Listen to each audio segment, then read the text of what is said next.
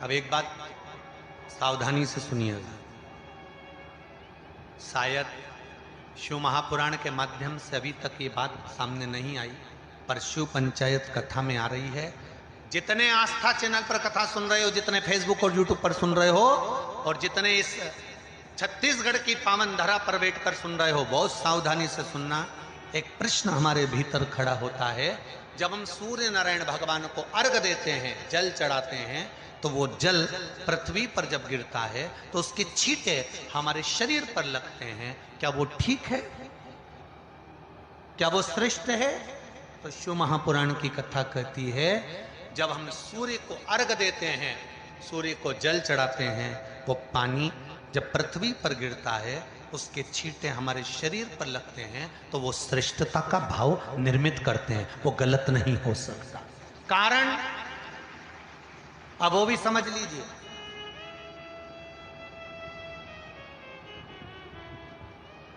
अब सूर्य नारायण भगवान को आप जल चढ़ा रहे हो, तो छींटे नहीं लगे, उसके लिए क्या स्टूल पे चढ़ के चढ़ाओगे कि कुर्सी पे चढ़ के चढ़ाओगे? अरे बोलो तो सही। अब कई लोगों के दिमाग में यह बात भरा गई कि हम भगवान को जल चढ़ाते हैं, वो हमारे शरीर में छींटे लगते हैं, जमीन पे से पानी गिरता है, वो हमारे शरीर को छींटे लगते हैं, भगवान को अच्छा नहीं लगता होगा। कौन ने कहा? पहले तो उसको पकड़ के लड़ो।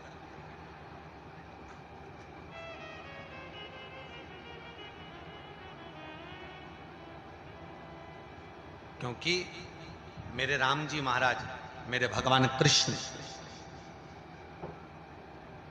बड़े बड़े संत, साधु, सन्यासी, तपस्वी, साधक, उपासक जितने भी हुए, जिन्होंने सूर्य की आराधना करी, इन्होंने टेबल पे चढ़कर या कुर्सी पे चढ़कर जल नहीं चढ़ाया, इन्होंने पृथ्वी पर खड़े होकर ही, क्योंकि पृथ्वी तत्व के देव हैं शिव। जब हम मृत्यु लोक पर खड़े होकर, पृथ्वी पर खड़े होकर भगवान शंकर का भाग पृथ्वी तत्व को धारण कर कर जल को हाथ में लेकर जब समर्पित करते हैं, और जो जल नीचे गिरता है वो शरीर पर अगर लगता है तो हमको उसका आशीर्वाद ही प्राप्त होता है, दोष नहीं लगता। पर लोगों ने इसको विपरीत कर दिया। कि कौन ने विपरीत करा? कई लोगों ने इसको विपरीत कर दिया। कौन ने विपरीत करा? तो जो दूसरे धर्म के लोग होते हैं, जिनको हिंदू धर्म से नफरत होती है, और जो हिंदू धर्म की पूजन, सेवा, अर्चना को समाप्त करना चाहते हैं, वो धीरे धीरे धीरे धीरे कहने लगे कि सूर्य को जल चढ़ाओगे तो शरीर में लगेगा, शरीर में लगेगा तो दोष लगेगा। इसको कह कहकर घर घर में सूर्य को जल चढ़ाना लोगों ने बंद कर दिया कि आप जल चढ़ाएंगे तो दोष लगेगा, शरीर पे छींटा लगेगा, शरीर को ऐसा लगेगा। ये दोष नहीं है। कितनी सुंदर बात है महाराज।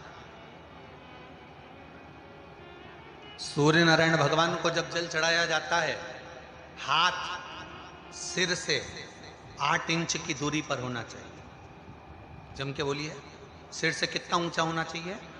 8 इंच ऊपर अपना हाथ होना चाहिए मस्तक से सूर्य को जल चढ़ाते समय। और ना चांदी का, ना स्टील का, न लोहे का, न प्लास्टिक का, न कांच का, न सोने का कोई बर्तन, न कांसे का, न एल्युमिनियम का, न पीतल का, केवल एक पात्र होना चाहिए, वो है तांबे का। काय का पात्र होना चाहिए? तांबे का पात्र। और सूर्य नारायण भगवान को जब 8 इंच ऊपर तुम्हारा हस्त है, और जब हम सूर्य को जल चढ़ा रहे हैं, कैसे जल चढ़ाना है वो भी समझ लीजिए।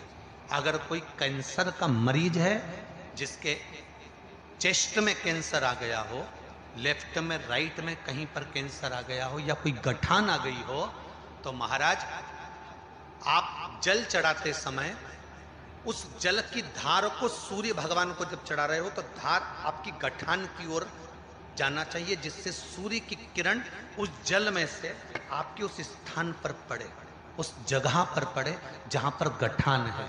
महाराज आप लगातार जल तो चढ़ाना चालू करो, अच्छे अच्छे डॉक्टर फेल हो जाएंगे और कह देंगे गठान ठीक हो गई।